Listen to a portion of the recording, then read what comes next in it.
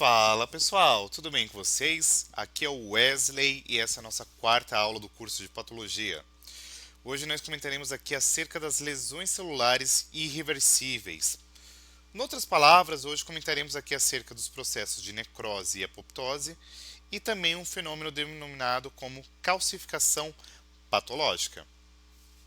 Então, os objetivos da nossa aula, um breve sumário nós iremos aqui discutir acerca do que é a morte celular, passando aí pelos conceitos de necrose e apoptose, os tipos de necrose e finalizaremos a nossa aula aqui discorrendo brevemente acerca dos processos denominados como calcificações patológicas, que nós veremos que são dois tipos.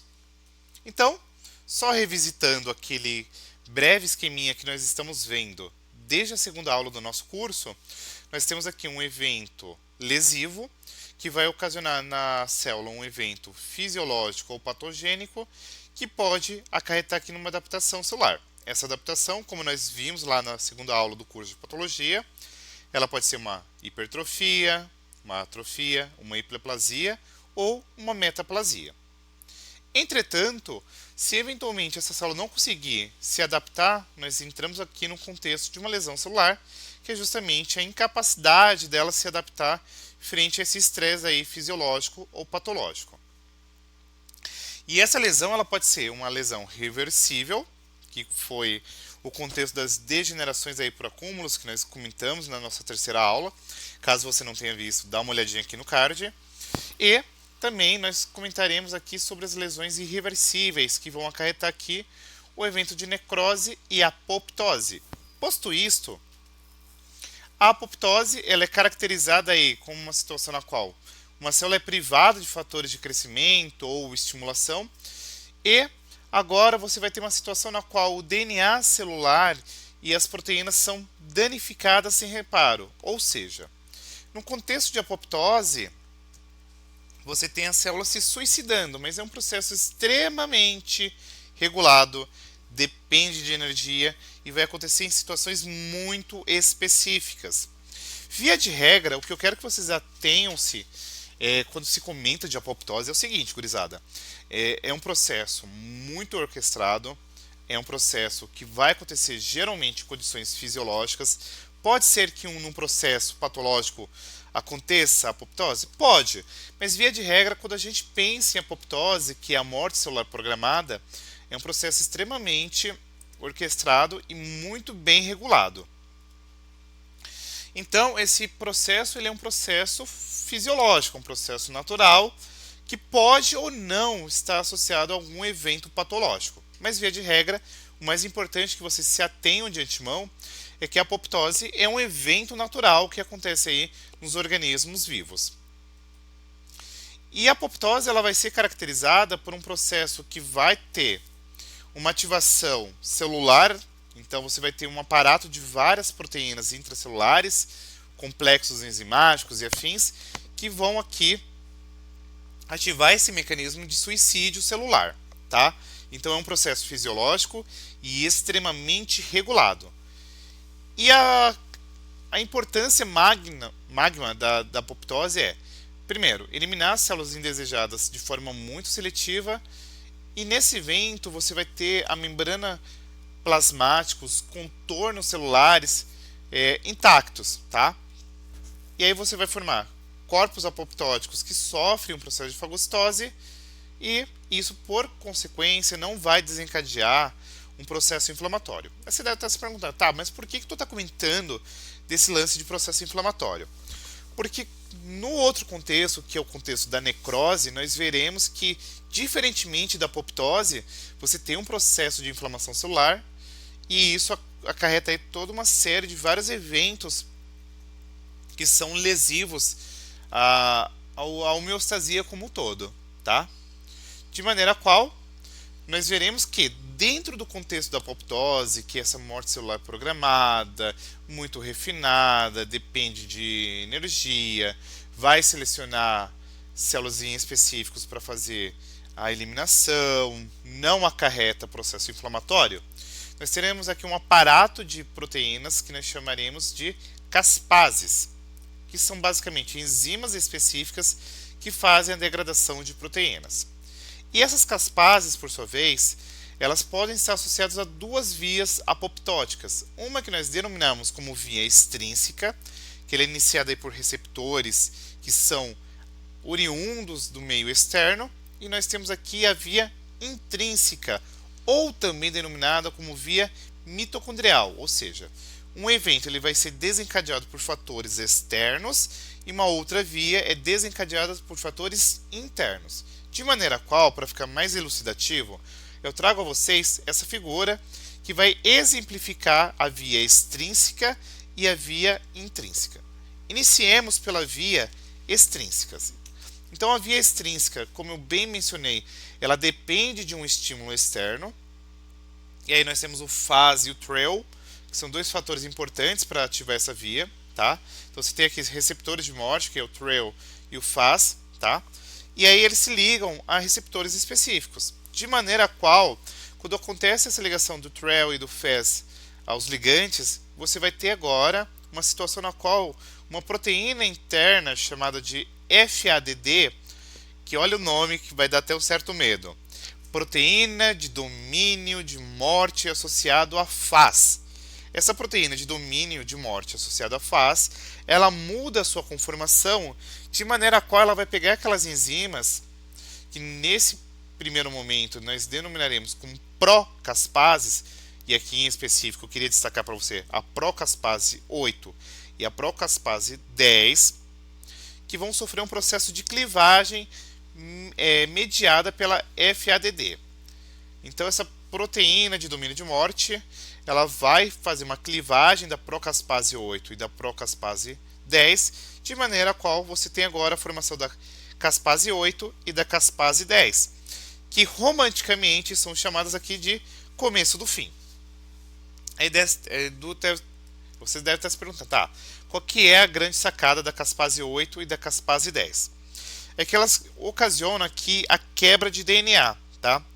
E aí eu queria ainda destacar que nós temos uma proteína chamada de BID, que ela está na forma inativa, e sobre a ação da caspase 8 e da 10, ela vai ser agora transformada em TBID. Essa TBID, ela vai sinalizar a mitocôndria, e a mitocôndria ela vai expressar agora dois fatores que a gente chama de BAX e BAC, tá? Que a priori elas estavam inativas e agora são ativadas. E a BAX e a BAC, elas vão ser importantes aí para o processo de apoptose na via extrínseca, mas também na via intrínseca, tá? De maneira a qual, o que eu quero que vocês observem aqui de antemão, é que quando a gente fala de via intrínseca, a principal protagonista aqui é essa BH3, tá? Essa BH3 ela ativa tanto a BAX quanto a BAC, tá? Que vão alterar a MOMP. Aí você vai falar, tá, o que é essa MOMP? A MOMP é conhecida como permeabilidade de membrana mitocondrial externa. Essa permeabilidade de membrana externa é um ponto de retorno para a apoptose. Se essa integridade da membrana tiver ok, da mitocôndria, que é a membrana externa, você não tem evento de apoptose. Mas se você tiver alguma alteração nessa permeabilidade externa, vai ser importante porque aqui é um processo que vai, uma vez iniciado, a apoptose ela vai se seguir. Por quê? Dentro da mitocôndria, caso vocês não se lembrem, nós temos aqui um evento nas cristas mitocondriais denominado como cadeia transportadora. E na cadeia transportadora nós temos uma protagonista nesse processo chamada de citocromo C. O citocromo C ele vai ser agora externalizado das cristas mitocondriais para a porção citoplasmática. E lá na porção citoplasmática ele sinaliza um aparato de várias proteínas. Então você vai ter aqui a APF1 vai se gluminizar, formando uma estrutura que a gente chama de apoptossoma. Esse apoptossoma ele vai agora pegar caspases ainda inativas, que são as procaspases, nesse caso em específico, a procaspase 9, tá? E a procaspase 9, sob ação do apoptossoma, é agora clivado à caspase 9. E a caspase 9 vai sinalizar um aparato de outras caspases aqui, da 3 e a 7, de maneira a qual você tem aqui o evento de apoptose. beleza? Dito isto, que é uma caracterização muito breve da apoptose, claro que existiria aí uma importância da gente esmiuçar com mais detalhes aqui, mas tem uma videoaula na playlist de biologia celular que eu deixo aqui, também na descrição do vídeo, para vocês darem uma olhadinha, tá? A necrose é um dano aqui que envolve agora lesão de membranas, tanto membrana plasmática quanto o envoltório nuclear, tá? E isso vai acarretar extravasamento de lisossomos aqui na região citoplasmática e digestão da célula. De maneira a qual o conteúdo celular também, através dessa membrana plasmática lesada, vai desencadear um processo inflamatório, ou seja, teremos aqui um evento inflamatório. E isso vai ser crucial porque é a maior via de morte celular na maioria das lesões que a gente encontra. Então, geralmente, via de regra, quando a gente está falando de lesões celulares em específico, elas desencadeiam processos necróticos, tá? Então pode ser em decorrência de isquemia, ou seja, ausência de um aporte adequado de oxigênio, exposição a toxinas, infecções, traumas mecânicos, tá? E tudo isso vai ser muito bem descrito por um processo necrótico, que é um processo patológico, beleza? Posto isto, ainda é importante que vocês tomem muito atenção nesse aspecto, tá? E aí o que eu ainda queria trazer para vocês, antes de eu começar a descrever aqui os tipos de necrose, é o seguinte. Quando a gente está olhando a necrose de forma macroscópica, o que a gente pode olhar aí? Primeiro, você vai ter uma diminuição da consistência e da elasticidade, você tem aumento de palidez e opacidade, escurecimento do órgão que sofreu necrose, liquefação. Olhando-se aqui de forma microscópica, você tem algumas alterações citoplasmáticas, como por exemplo, acidofilia, que está em decorrência de desacoplamento ribossômico, aumento de ácido lático, desnaturação de cadeias proteicas, tá? Você tem aqui granulação citoplasmática, homogeneização, que está em decorrência de lise de organelas, ruptura de membrana e etc.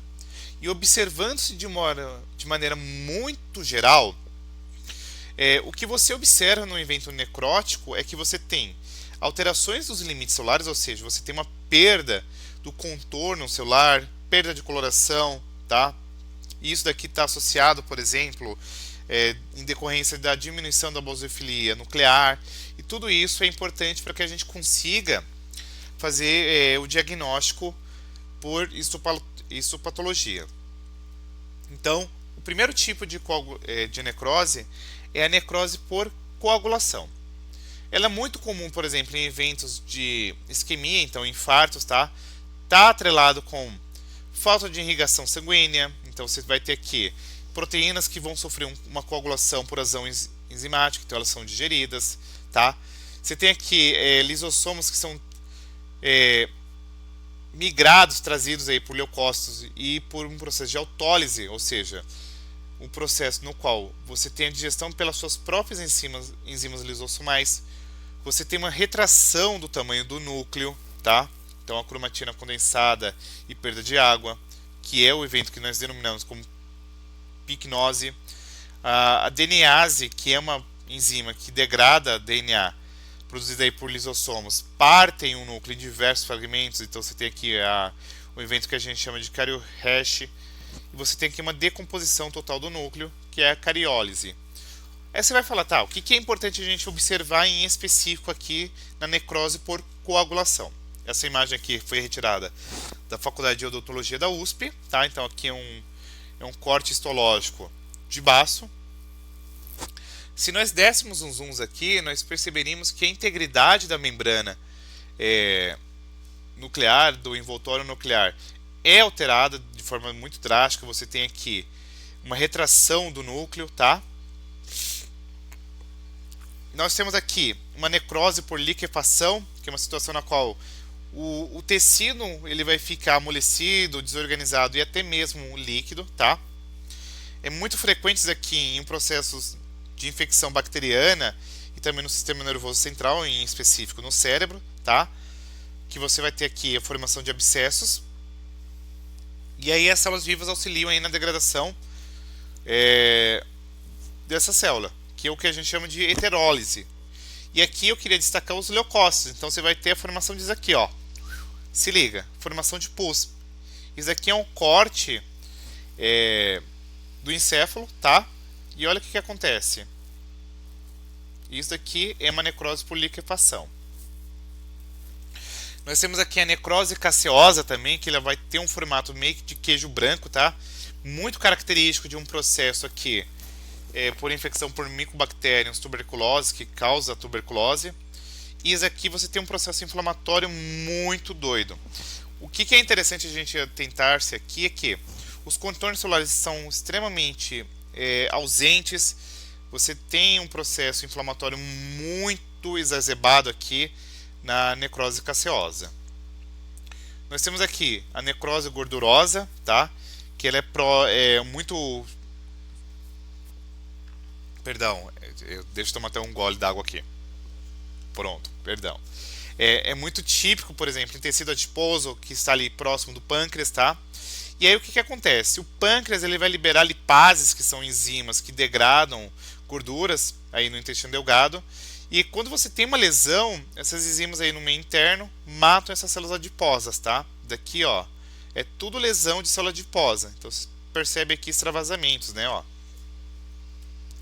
Nós temos aqui a necrose hemorrágica, que é quando você tem uma situação na qual um tecido está necrosado, que vai causar distúrbios na troca entre a célula e o meio externo, e por consequência você tem aqui morte. Um exemplo clássico disso daqui é quando a gente tem um fenômeno de tromboembolismo pulmonar, tá? Que primeiro você acontece uma lesão isquêmica e coagulática e depois a hemorrágica. E nós temos aqui, por fim, a necrose gangrenosa, que é uma situação na qual você tem aqui uma somatória de vários eventos necróticos. Então, coagulativo, liquefativo, migração leucocitária, infecção bacteriana, que vai causar aqui um super estrago aí nos contornos e na atividade metabólica de uma célula, ocasionando aqui a sua morte, beleza? Então, só por descargo de consciência, quando a gente tem uma lesão celular irreversível, na apoptose, o que acontece? A célula ela vai ficar aqui murcha e pequena, se forma aqui essas estruturas que a gente denomina como corpos apoptóticos, que sofrem aqui fagocitose, tá? Em contrapartida, na necrose, o que acontece? Você tem um aumento significativo aqui da célula, ela vai ficar grande e inchada. Você tem aqui o extravasamento de enzimas digestivas aqui no meio extracelular. E aí, essa digestão enzimática, extravasamento aí do conteúdo celular, tá? E aqui é muito importante ainda descrever que você tem um evento inflamatório e aqui você não tem evento inflamatório. Então, o que é mais importante ainda a ser descrito aqui sobre a necrose em específico é que depois que a necrose começa a acontecer, o corpo vai ter que se livrar dela, tá? Como se fosse um corpo estranho, sem serventia. Então as células que estão no entorno da onde que acontece o evento necrótico tentam meio que fazer uma limpeza, tá? Seja por fagocitose ou por drenagem, mas nem sempre isso aí dá certo, tá? E se acontece aqui na superfície corpórea, nós temos aqui um evento denominado como úlcera. E aí, nós temos aqui a calcificação patológica, que é basicamente uma situação na qual você tem um depósito anormal de sais de cálcio aí nos tecidos, podendo ser uma calcificação distrófica, que acontece aqui em tecidos que estão passando por morte celular. Uma exemplificação aqui, por exemplo, artérias que estão com aterosclerose, que é justamente aquele depósito de gordura, etc. Você pode ter aqui uma deposição de cálcio, tá? Válvulas cardíacas danificadas e até mesmo áreas aqui com necrose. E você tem uma calcificação que a gente chama de metástica, que acontece aqui em tecidos normais e está associada à hipercalmia, ou seja, um aumento da concentração intracelular de cálcio aí no intestício. Isso daqui pode estar associado com vitamina D, hormônio da paratireoide, etc. Beleza?